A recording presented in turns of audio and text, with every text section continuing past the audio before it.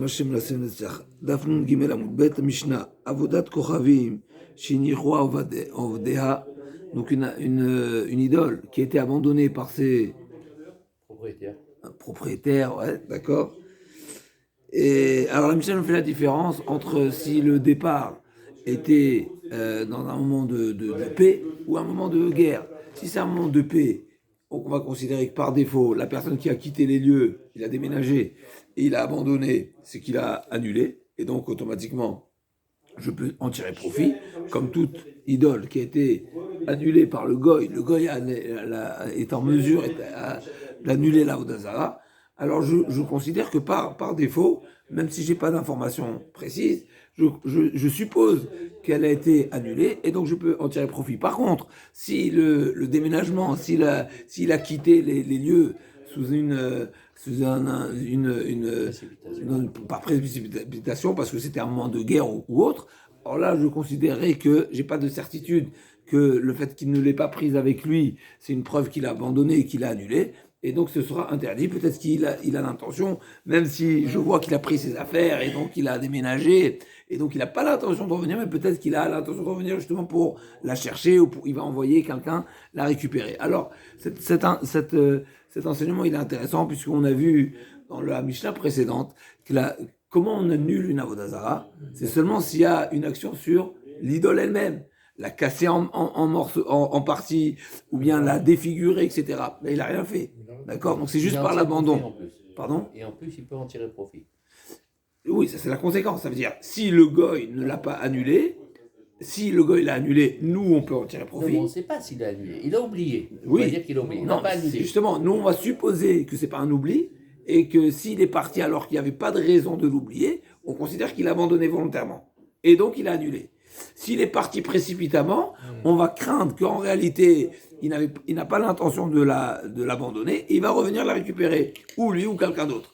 Moi, ce que je pose comme question, c'est que ce qu'on a vu dans la Mishnah précédente, c'est que la manière d'annuler une avodazara, Ketzad Mevatla, la page précédente, c'est marqué de quelle manière on annule une avodazara, ben c'est seulement si on la casse en partie. On lui casse un bout du nez, on lui casse un bout de membre, on la défigure. Alors là, c'est une annulation. Mais là, par le fait même qu'il ait quitté les lieux, qu'il ait abandonné, on n'a pas vu que c'est une annulation. Alors on va voir dans la Gemara. En tout cas, ça c'est le premier enseignement de la Mishnah. À retenir notre question, comment se fait-il qu'elle est considérée annulée alors qu'il n'y a pas eu d'action sur l'idole elle-même? C'est seulement un abandon. D'accord. L'Agma elle donne un deuxième enseignement. Bimousaot. Bimousaot, c'est comme des estrades, des supports, des socles qui étaient réservés, qui étaient positionnés pour les moments où à des moments très particuliers où les rois étaient de passage dans une certaine région, on préparait un certain socle sur lequel on va déposer la Avodazara, et du fait que c'était des préparatifs qui étaient momentanés, qui étaient exceptionnels, et ben on considère pas que le socle de cette Avodazara qui va être déposé momentanément, il devient interdit, et donc c'est autorisé. La Gemara également va s'expliquer pourquoi. D'accord, donc Bimousa shel melachim, arenu mutarot, mipnei shemamidimota besha shel melachim ovrim. C'est des préparatifs, c'est des estrades, c'est des socles qui sont entreposés seulement pour déposer la Avodazara au moment du passage des rois. Donc les rois, quand ils passaient de village en village, ils s'arrêtaient à un certain endroit pour se prosterner, pour remercier leur divinité de leur réussite ou autre. Ça ne nous intéresse pas tellement, mais en tout cas, c'est pas précisé. Amar Birmea Barba Mara, Bet Nimrod, Harei Kevodat Kochavim, Shir Avodah Bishat Shalom, Umutar. Donc l'Agma nous donne un exemple. C'est quoi l'exemple d'une avodazara qui a été abandonnée et qui devient autorisée? C'est comme le Bet Nimrod. Donc c'est quoi Bet Nimrod? C'est la fameuse tour de Babel. La tour de Babel, qu'est-ce qu'il en est, cette tour de Babel? Je ne sais pas ce qui reste aujourd'hui, mais en tout cas, cette tour de Babel, on sait très bien que l'objectif des différents participants à cette construction, c'était une rébellion contre Akadosh Baruch Hu. C'est Alors, pas Bémet, Avodazara. j'entends, Chazak ou Baruch, effectivement, on peut se poser la question, est-ce que réellement il y avait une Avodah au testament? Eh bien, l'Agma, a priori, considère que c'est qu'il y avait également, c'est sûr que la tour en elle-même, c'était peut-être un moyen, mais c'était probablement également un lieu de culte, d'accord, qui était, voilà, nous on a notre capacité, c'était pas seulement, voilà, une forme de rébellion sur le plan militaire et physique, mais il y avait, voilà, on a nos divinités, on a des capacités, donc on est capable de surmonter et d'affronter tout, puisque c'était qu'on appelle ça une réaction au Maboul. D'accord, donc il savait très bien que le bon Dieu, il s'est mis en colère et a noyé le monde entier. Il dit non, on va construire une tour de manière à montrer que voilà, on est capable et même de combattre contre le Créateur. Donc il connaissait le Créateur, Makir Belokav ou Mitkaven Nimrod. C'est ça le nom de Nimrod. C'est une mérida, c'est une rébellion. C'est pas une personne c'était pas à l'époque, il n'ignorait pas Hachem. Il pensait très bien qu'ils étaient en mesure de s'opposer ou de tenir tête à Kadosh Baruch Hu. Et donc,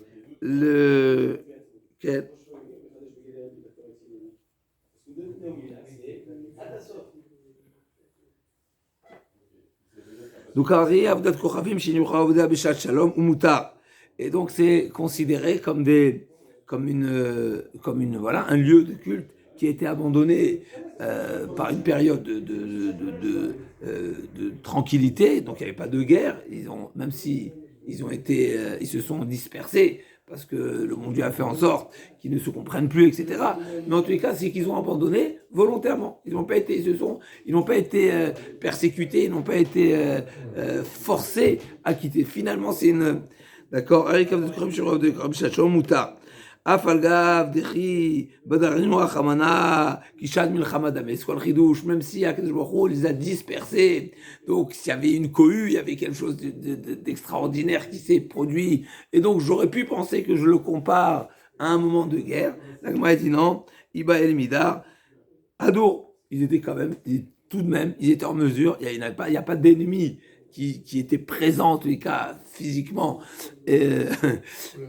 dans ces lieux, qui occupaient les lieux, et donc s'ils voulaient, s'ils avaient souhaité, ils auraient pu revenir et réoccuper l'endroit. S'ils ne l'ont pas fait, c'est que on considère qu'ils l'ont par défaut, ils ont renoncé à cette croyance. Ou Midoladour, Betulé Batla, ils se sont complètement écartés de cette considération qu'ils avaient pour ce lieu-là, pour cette tour. Alors je suis quand même... il soulève la question, mais il n'en faut pas un plat plus que ça. En tout cas, pour revenir à la question qu'on a posée, quelle est la différence avec la Mishnah précédente, où on a vu qu'a priori l'annulation de la Vodazar n'est seulement si on la casse ou autre, mais si on la vend, ou si à plus forte raison, a priori, si on l'abandonne, eh ben, ce ne serait pas une annulation. Les Mefarshim disent non, de la vendre, c'est moins grave que de l'abandonner. Abandonner, c'est montrer que ça n'a aucune valeur. Vendre, finalement, j'ai une contrepartie, et je peux toujours supposer que le vendeur, il a toujours de l'appréciation et de la considération pour l'idole, et il espère que l'acheteur, à son tour, il va également l'adorer, il va également la servir. Par contre, quand c'est abandonné, c'est pire que de vendre. D'accord? Donc, on a vu dans la Mishnah précédente, vendre n'est pas une annulation, et à ce sujet, on avait vu, ça dépend à qui ça a été vendu, à un juif, pas un juif, à quelqu'un qui va remodeler, etc. Ok, en tout cas, c'était le sujet de la page précédente, mais abandonner, c'est pire, comme on voit ici. Et donc, si c'est abandonné volontairement, sans raison valable, on n'est pas dans un moment de guerre ou autre, il est parti en toute tranquillité, eh ben, on suppose que, par défaut, qu'elle a été annulée, et donc on a le droit de tirer profit. L'Agma dit, deuxième enseignement. Bimusaot shel melachim, arelu mutarot. Donc les estrades, les supports, les socles de Avodah Zarah qui étaient utilisés pour les moments de passage des rois, et ben ces socles-là sont autorisés. L'Agma dit, mipnei shemamidim otam b'shat shel melachim omrim mutarim, amar bachana, amar Rabbi Yochanan, achika amar. מפני שמעמידים אותה בשעת שהמלכים עוברים, ומלכים מניחים דרך זו והולכים דרך אחרת. Non, la Mishnah, a priori, ne nous donne pas une explication qui défend l'autorisation. La Mishnah nous dit, tu sais pourquoi c'est autorisé? Parce que c'est utilisé pendant les passages des rois. Et alors, ben justement, ça serait une raison de dire que c'est interdit, puisque c'est vrai que c'est momentané, mais a priori, au moment où il est passé, il en a fait qu'on appelle ça un méchamèche, c'est un accessoire de l'Avodazara, donc normalement, il doit épouser le statut de l'Avodazara, de l'idole. On m'a dit non, parce qu'en réalité, le roi, il fait le passage, ensuite, il quitte, et c'est une manière, c'est exactement comparable au cas premier de la Mishnah, à savoir, c'est comme si qu'il abandonnait ce premier socle. Alors, il y a deux types de piédestal. Il y a le piédestal pour le roi. Quand il passe, on lui fait L'idée est, non seulement, le fait, c'est justement ça l'action de la Gemara, le fait que ce soit un montage qui est momentané, c'est pas une raison suffisante pour autoriser. La raison pour laquelle c'est autorisé, c'est parce qu'on constate qu'une fois qu'il a quitté les lieux, il ne valorise plus cette place. Mais admettons qu'il y avait des places, d'accord, des places en plein milieu au centre-ville, où tous les quelques temps, que ce soit fixe ou pas fixe, il y avait au moment du passage du gouverneur, du roi, ben c'était à cet endroit-là qu'on déposait l'Avodazara, ben ça aurait été interdit. Mais du fait que c'est vraiment c'est pas comme Amazir fait, la Gemara elle poursuit, qui a taoula yativ abimasa pigima. Une fois, donc, où là, il était de passage, et il s'est appuyé, il s'est assis. D'accord, donc il est venu d'où? Quand on parle de quelqu'un qui est venu, en général, on parle de quelqu'un qui est venu d'Eretz Israël à Bavel, ou de Bavel en Eretz Israël. En général, quand on parle de venir en Eretz Israël, on dit qu'il est monté en Eretz Israël, puisque Eretz Israël est la terre la plus haute, n'est-ce pas? C'est pas, ok, sans rentrer dans le détail. Et quand on vient d'Eretz Israël, on dit venir. On ne dit pas forcément descendre. Des fois, on dit descendre, mais pas forcément. Donc là, il est venu d'Eretz Israël en Bavel. Et Yativ Abimsa Pigima, il s'est assis. Simplement, il était de passage, il a eu besoin de s'assoupir, ou bien c'était pour nous enseigner quelque chose. Et bien, il s'est assis sur une fameuse estrade qui était réservée pour l'Avodazara, mais qui était Pigima, qui était abîmé, qui était touché, qui était pagoum, ça veut dire que c'était esquinté, alors. voilà, même pas forcément esquinté, mais même partiellement abîmé. Amar le Rabuda Leoula, vers Rav Shmuel Damatavayu, Bimo Shenivgam, Asso. Comment tu te permets? A priori, on ne parlait pas d'une estrade ou d'un socle qui était, comme nous avons vu, qui était momentané, qui était passager, qui était exceptionnel. Mais a priori, c'était vraiment un socle qui était fixe, qui était permanent. Permanent. À ce moment-là, il n'y avait pas de Avodazara, bien sûr. Mais où là, il nous enseigne ici qu'il y a une autre raison d'autoriser ce fameux socle quand il a été abîmé partiellement. Salah m'a dit, mais non, on voit que Rav Shmuel, on dit que s'il a été fragmenté, s'il a été pigmenté un petit peu, ça n'autorise pas, ça reste assourd. אפילו אם אדם עומדים לשברים, אנא אם לעבודת כוכבים דזילה במילתא, למפלח לשברים. אבל היי לא אכפת לי. Et même ceux qui pensent qu'une avodazara, quand on parle de l'avodazara elle-même, qui a été abîmée, qui a été... dénaturée, alors. Non, même pas dénaturée, qui a été abîmée partiellement. Ouais. Eh bien, à ce moment-là, on ne la sert plus. Et ça suffit pour supposer qu'elle a été annulée. Ça, c'est seulement l'idole elle-même. L'idole elle-même, c'est pas Kavod, c'est pas Amavdil, selon la considération qu'on pourra avoir que les idolâtres ont pour leur idole. On ne sert pas une idole qui est abîmée. Ça, c'est bien beau quand on parle de l'idole elle-même. Mais quand on parle du socle, même s'il est abîmé, c'est pas pour autant qu'il est annulé. Amarle, Mane Ivlan, ma foi de Rabbi Shmuel, qui est-ce qui pourrait nous donner, c'est une expression de dire, voilà, Rav ou Shmuel qui ne sont plus là, et on aurait mis de la terre, du sable, de leur, n'est-ce pas, où ils sont, et on aurait mis sur nos yeux Pourquoi Rabbi Yochanan et Rish Lakish d'Amret Travayou, Bimosh Gamutar. Effectivement, donc c'est une manière de dire Rav Shmuel ne sont plus là. C'est vrai qu'ils ont enseigné ce qu'ils ont enseigné, et eux considèrent que le piédestal d'une Avodah Zarah qui a été partiellement abîmé, ça reste toujours un piédestal, et donc c'est interdit. Mais Rabbi Yochanan et Rish Lakish ne sont pas d'accord. Donc c'est marrant. Oula, c'est pas marrant. Oula qui venait d'Eretz Israël. On sait que Rabbi Yochanan et Rish Lakish étaient d'Eretz Israël, et ils sont en désaccord avec Rav Shmuel. Et donc Oula dit, moi j'ai un appui comme Rabbi Yochanan et Rish Lakish qui disent que même le piédestal de l'Avodah Zarah qui a été partiellement abîmé, eh ben c'est déjà autorisé. Afilou les mandamar, et ils pensent à l'opposé, même d'après ceux qui pensent, Afilou les mandamar, ovdim les shvarim, une Avodah Zarah qui a été abîmée, on la sert, c'est seulement l'Avodah Zarah elle-même. Pourquoi? Parce que c'est vraiment la logique inverse. La première logique était de dire, c'est seulement une Avodah Zarah qui a été abîmée, que celle-ci on ne la sert plus. Pourquoi? Parce que c'est pas digne, c'est pas joli. Mais le socle, le piédestal, s'il est abîmé, celui-ci on n'a plus de considération pour lui. D'accord? Celui-ci, on a toujours la considération, parce qu'il n'y a pas de problème que le socle soit abîmé. Ça, c'est la première façon de voir la chose. Il y a une façon complètement opposée. Même ceux qui pensent qu'une Avodah Zarah qui est touchée, qui est abîmée, on continue à la servir, mais le socle, non. Pourquoi? Parce que l'Avodah Zarah, elle reste importante, même si elle était un petit peu abîmée. Mais le socle, c'est pas kavod de poursuivre et d'entreposer une Avodah Zarah sur un socle pareil. Avodah Zarah qui va dépendre zila bemilta lebitula.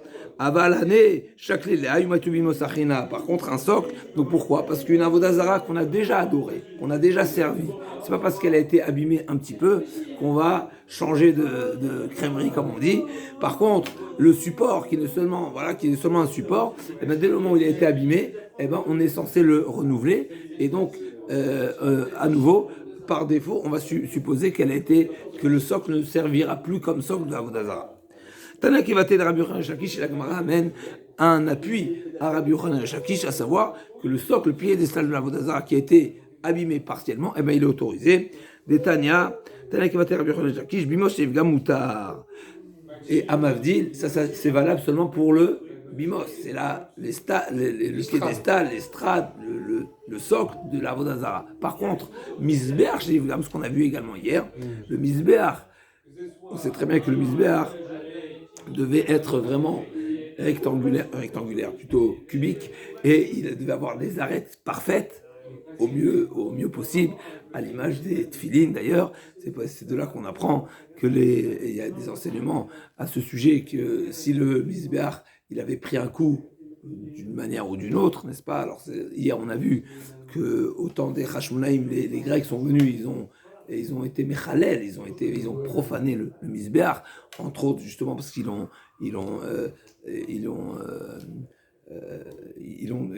cassé partiellement. Alors le Misbeach, même si a priori on aurait pu faire à Mavdil et fait Avdalot, on aurait pu faire une comparaison avec le socle de l'Avodah Zarah. Et donc, on vient de dire que le socle de l'Avodah Zarah, dès le moment où il a été abîmé, eh ben ça y est, il n'a plus le statut de socle, et donc on peut en tirer profit. Le Misbeach, c'est pas pareil. Et même si il a perdu son din de Misbeach, il est plus, on peut plus l'utiliser en tant que Misbeach, il faudra le réparer, et s'il y a c'est comme les tefilines.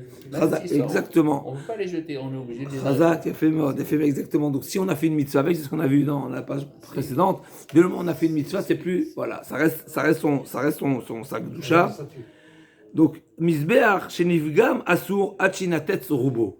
Mais là, par contre, on voit une différence, c'est-à-dire on ne pourra pas en tirer profit s'il a été abîmé partiellement, mais si majoritairement il a été démoli, alors là, il a perdu complètement son statut. Et Echidame Bimos, Vechidame Misbeach. Alors, pour revenir, le Misbeach ici qu'on parle, on a parlé du Misbeach dans les lignes précédentes, on parle du Misbeach du Beth Amikdash. Là, on ne parle pas forcément du Misbeach du Beth Amikdash, n'est-ce pas? On parle du Misbeach à Mavdil chez eux, toujours chez eux, d'accord?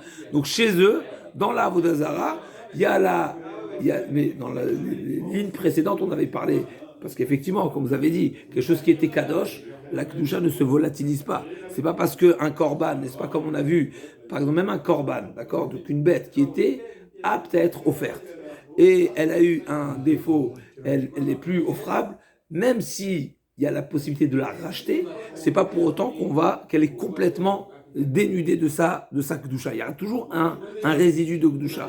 Et c'est pareil pour le Misbéach du Beth Amikdash. Même s'il a été mitralel, même s'il a été profané par les Vanim, c'est pas pour autant qu'on peut en tirer profit. Ça, c'est pour le Misbéach du Beth Amikdash. D'accord? Et juste, on a parlé de cette comparaison avec les Tfil. Maintenant, dans la Vodazara, il y a également le Bimos et la Misbéach. Et la Gemara va demander immédiatement c'est quoi la différence entre les deux.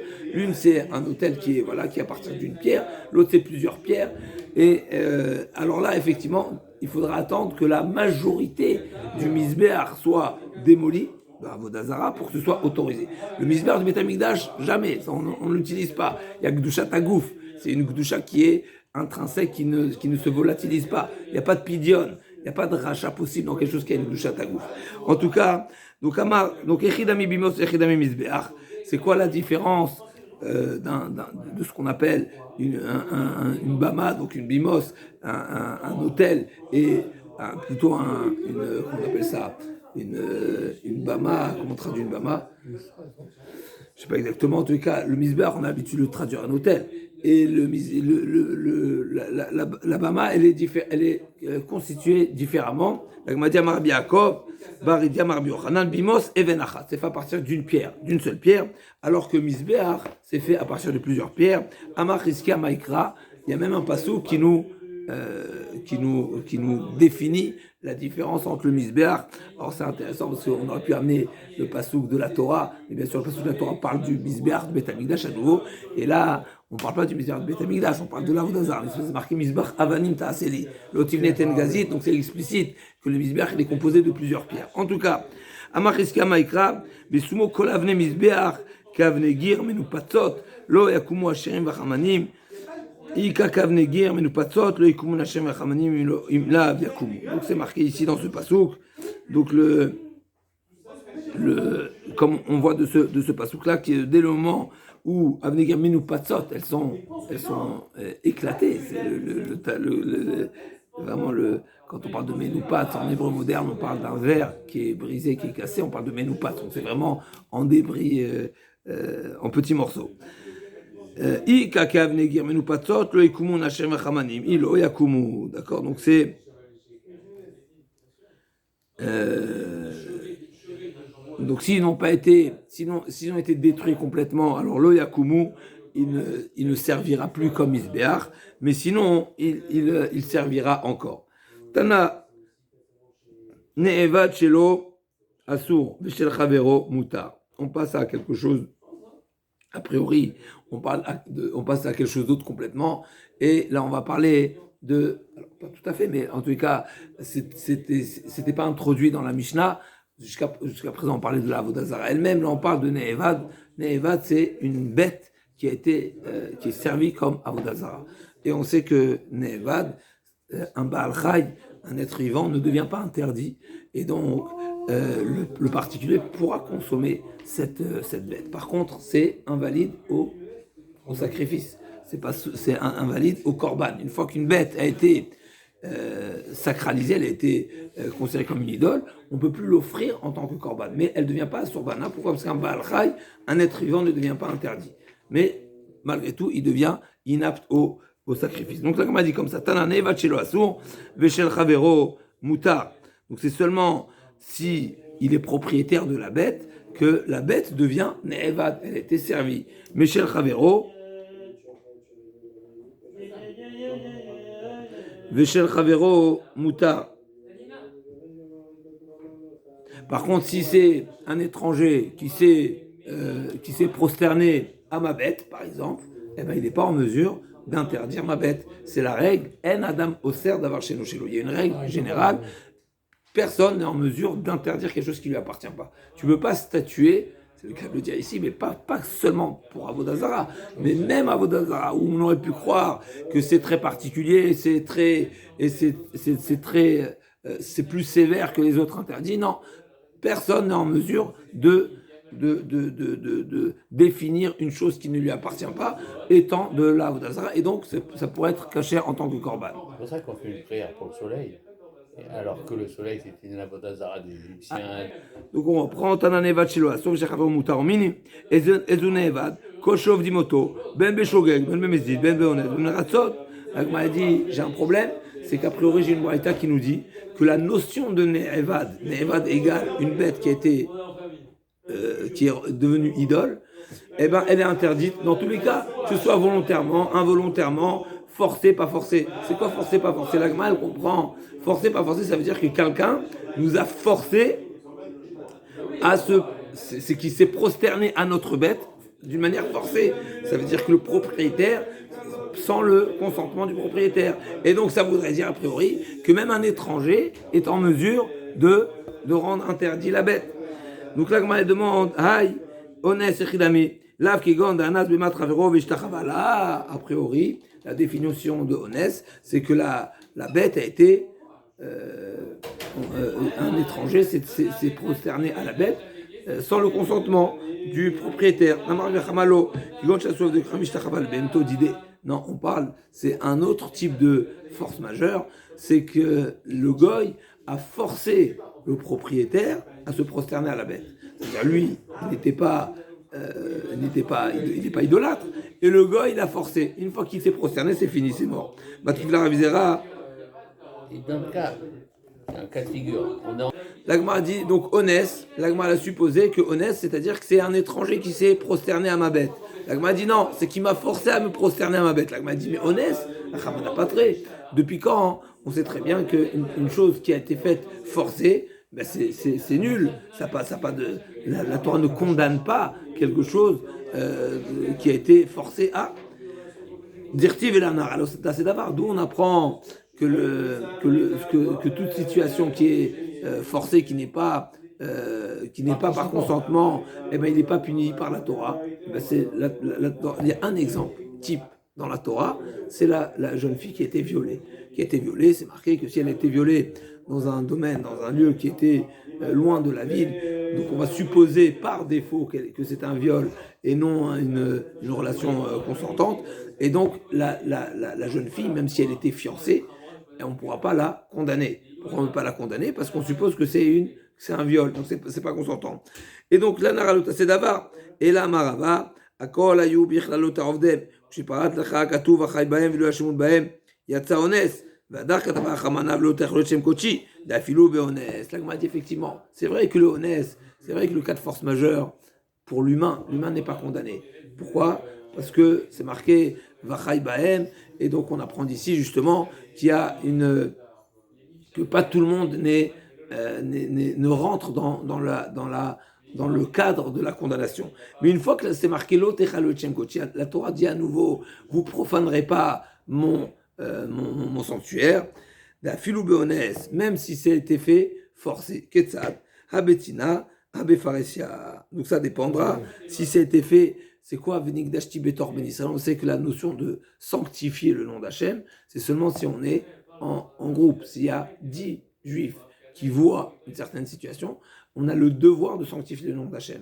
Même si réellement on n'a pas même pour n'importe quel avéra d'ailleurs, il y a une mitzvah de Kiddush Hachem. Pas seulement les trois graphotes, mais Tor Ben Israël, quand on est en groupe, il faut sanctifier. Et donc quoi? Et donc pour revenir à chez nous,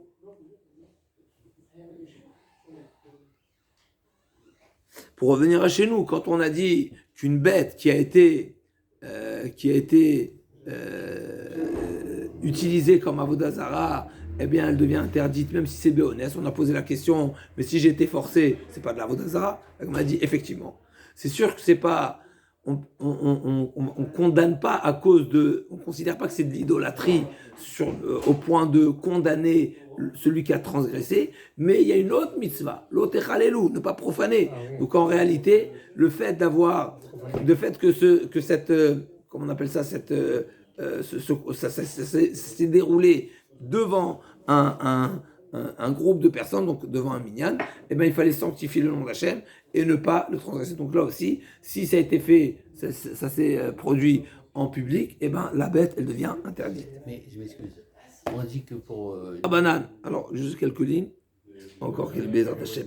Amour la banane rava, tana de Messayalar. J'ai une braïta qui va dans ton sens, qui appuie tes propos. Bimoussa, chef des Kochavim, Béchat Akzera, donc les Bimoussaot, donc comme on a dit, tous les socles, les pieds des stalles, chez le des Kochavim, Béchat Akzera, Fapisha Akzera Betela, Otem le Batlou, même si elles ont été positionnées, créées, pendant des périodes de décrets particuliers, même si le décret n'est plus là, eh ben ça reste, ils gardent leur statut. Amarleo, Imishuma le Tessaya. Non, ça c'est pas une preuve. Donc bien sûr, on parle de quoi? On parle de ces des moments de décret, donc on a été forcé finalement. Donc a priori, on a une preuve que toute chose qui a été faite publiquement, eh ben ça reste, l'interdit reste, même si, à tel point que, même s'il n'y a pas de, aujourd'hui il n'y a plus les décrets, parce que ça a été fait publiquement. Donc ça rejoint les propos de Rava. L'Agma dit, Rava lui-même, il dit non, ça c'est pas une preuve à mes propos. Pourquoi? Imishuma, l'autre c'est un animal, Israël, Moumar, Hava, ou Palachla Beratson. Pourquoi? Parce que peut-être, on va craindre que malheureusement, peut-être qu'il y avait parmi le groupe, parmi ceux qui se sont prosternés, peut-être il y avait un juif rebelle, et à ce moment-là, il était vraiment volontiers, il a vraiment, il était consentant, et donc nous on craint, c'est vrai que Béchat Akzera, donc pendant les périodes de décret, la majorité, ceux qui qui ont été forcés, probablement ils ont été forcés, donc c'était pas volontiers, mais il y a toujours cette crainte, cette supposition que peut-être parmi le groupe il y avait un juif qui était malheureusement renégat. Ravashi Amar, Lotema, Emar et la Vada Israël Umar Ava Palach Beratson, et d'après le deuxième avis, Ravashi dit c'est certain qu'il y en a un d'entre eux qui l'a fait volontairement. Même si ici il y a une petite nuance. Est-ce que c'est seulement une supposition? C'est un safek ou c'est un vadaï? Risqué à marque quand Shnisser, la Vodat Kochavim Yain al Karnea. Troisième proposition ici. Risqué nous dit quand est-ce qu'on a dit que la bête qui a été servie comme avodat zara, elle devient interdite même si c'est pas le propriétaire qui l'a fait.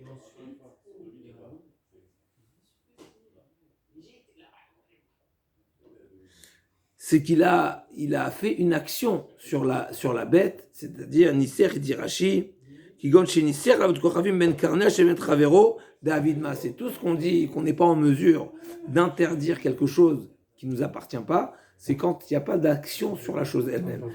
D'après Riskia, c'est une action sur la chose, même si la chose ne nous appartient pas, eh ben l'action elle est plus forte, elle a un impact sur l'objet qui ne nous appartient pas. Matkivla Ravada Baraba, Haïn Evad, ou Aibimos Be'almaou, Bécharié, ça c'est a priori, toi tu me fais une comparaison entre deux choses a priori qui ne sont pas comparables. Nous on a parlé de Ne'evad. Ne'evad c'est un animal qui a servi en tant que d'Avodah Zara. Là on parle d'un bimos. Bimos c'est une estrade, piédestal, c'est pas la même chose.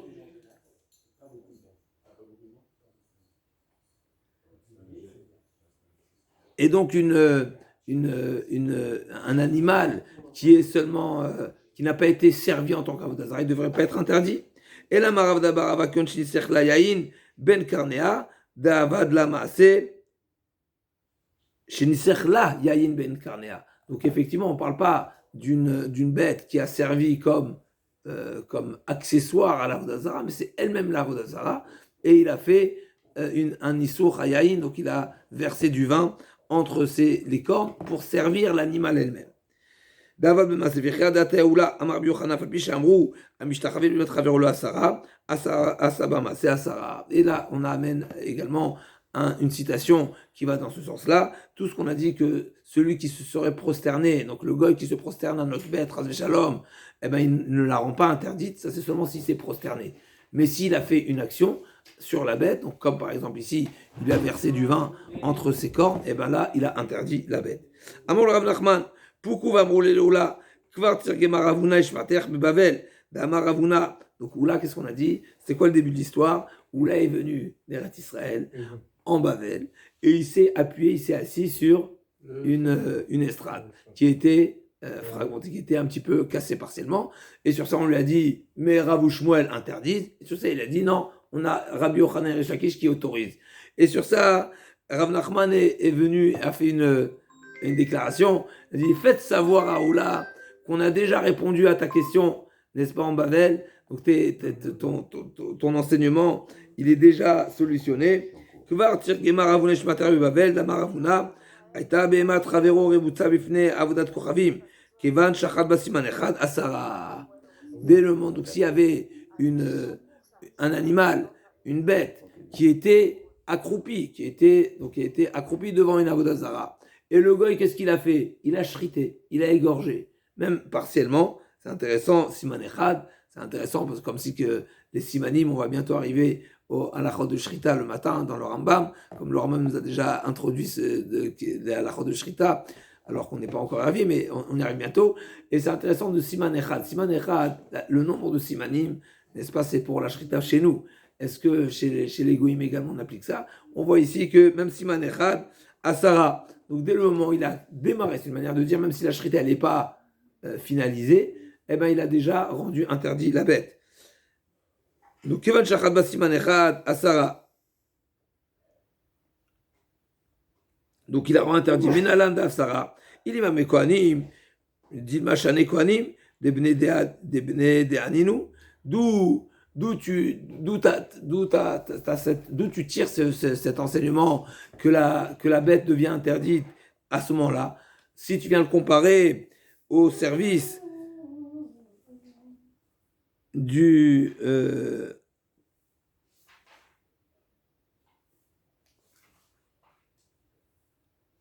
qui ont été, donc les Kohanim qui ont été forcés à servir la Avodah Zara, où c'est marqué que dès le moment où le Kohen a servi une fois la Avodah Zara, ça, il est inapte à servir au temple. Même si c'était forcé, il est inapte. Et donc l'Agma a dit, Velo Igish, comme c'est marqué le passouk dans Yecheskel, Velo Igeshu Elai Lechaenli. Une fois que les Kohanim, malheureusement, ils ont servi dans le temple voilà, ils ont été utilisés, même forcés à servir les temples d'Avodah Zara. Ils sont plus aptes à revenir au Beth Amikdash. En tout cas, là-bas c'est marqué. Donc là-bas c'est marqué. On apprend que même si donc ils étaient en mesure de rendre interdit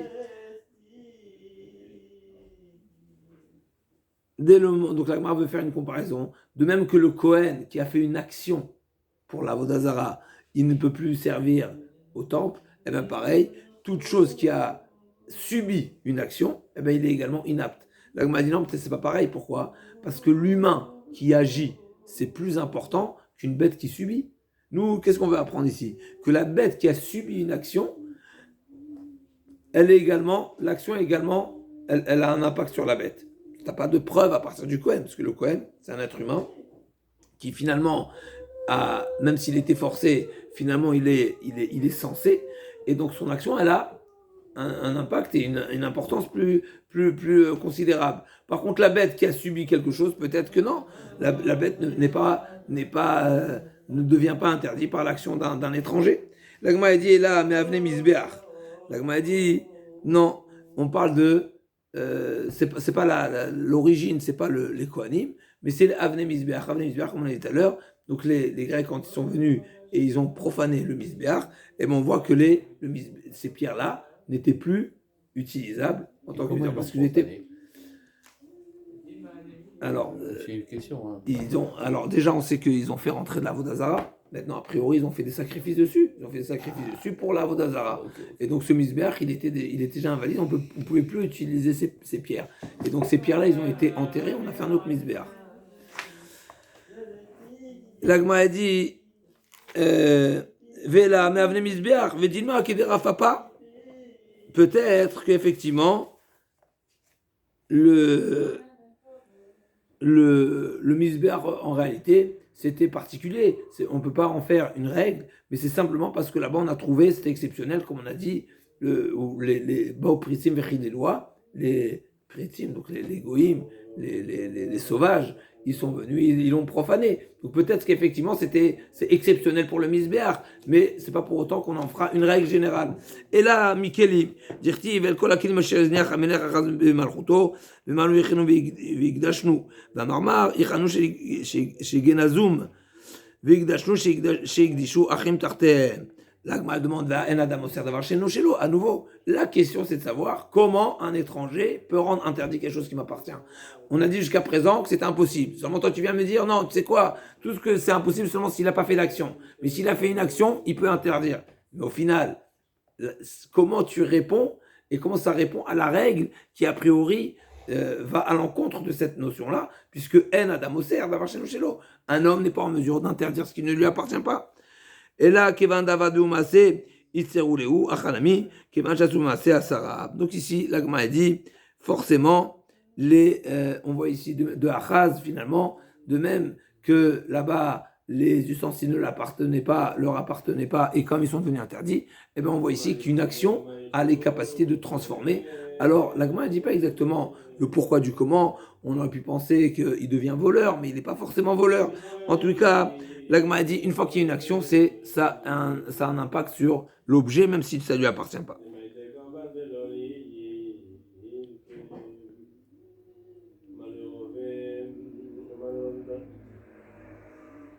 Alors, Bezrat Hashem, on reviendra sur ça demain, parce que je ne pourrais pas